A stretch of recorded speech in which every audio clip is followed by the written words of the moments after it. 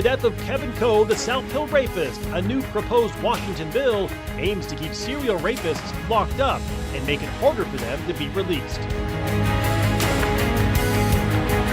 Weather across Washington causing chaos with flooding in the west and high winds in the east. Tonight, we're helping you prepare.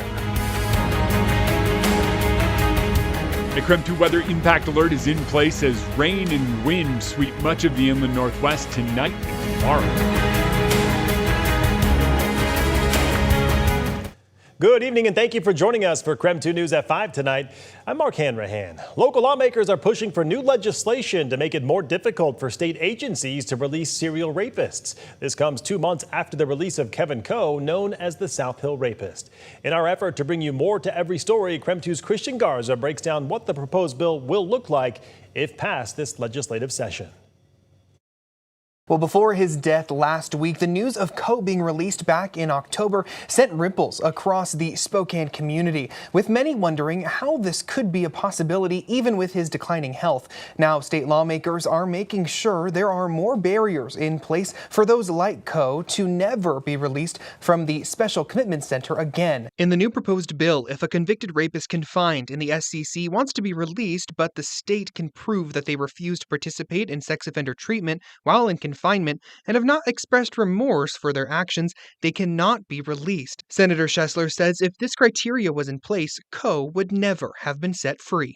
All the years from his arrest forward, Kevin Coe never admitted guilt, never showed remorse to the victims, and the entire time he was in prison and at the Special Commitment Center, he totally rejected treatment. Along with a handful of other co-sponsors across party lines, Senator Schessler says the reason behind the push for this bill is simple. It's to make sure sexual assault survivors, not just here in the inland Northwest, but across the state, feel safe knowing these offenders can't be released. Crime victims are not Republicans or Democrats. They're your friends and neighbors.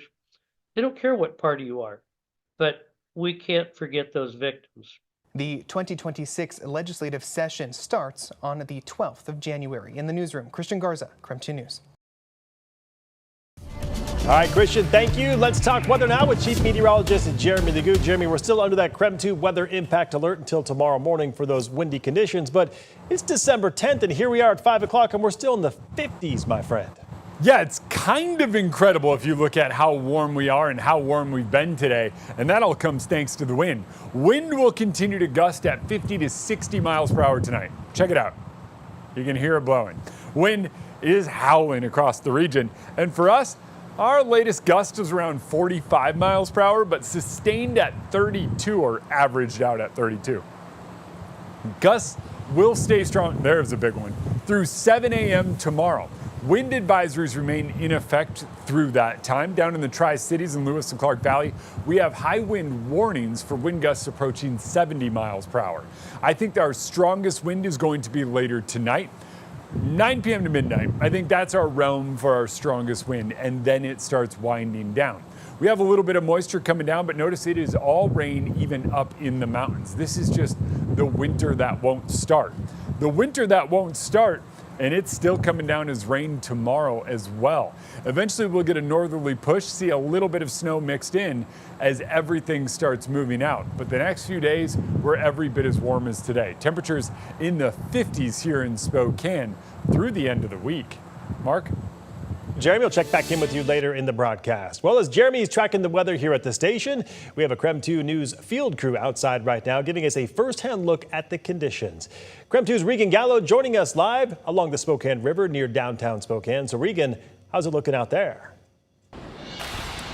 Yeah, Mark, I'm at Huntington Park right next to the Spokane Falls. As you can see next to me, the river is flowing very steadily. Now, there's a few new raindrops in the air than from earlier this evening when I got here. And when that wind just picks up just right, I get misted right in the face. Now, earlier today, I visited Riverfront Park and talked to people who were out and about despite those rainy weather conditions.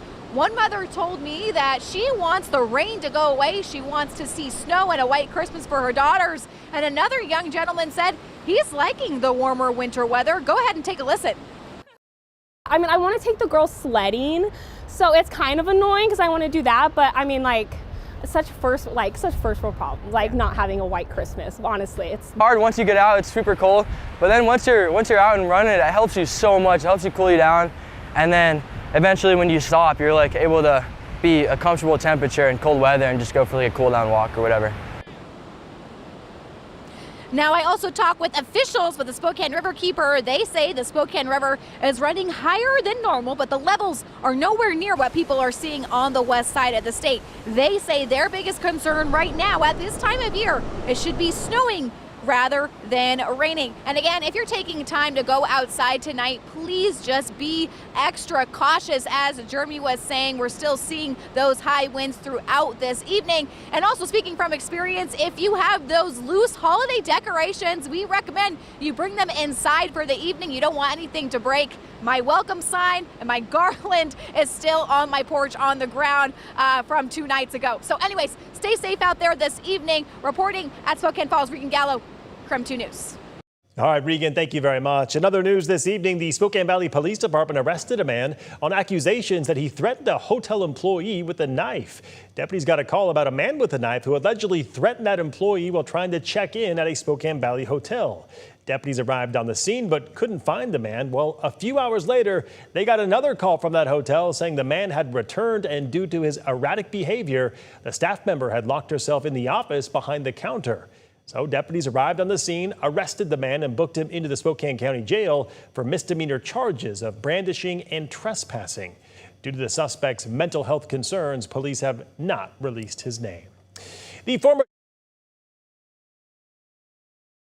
hit-and-run crash, the Idaho Attorney General's office charged Holly Lindsay with misdemeanor driving in late November. Court records show she hit a post at a gas station with her own car.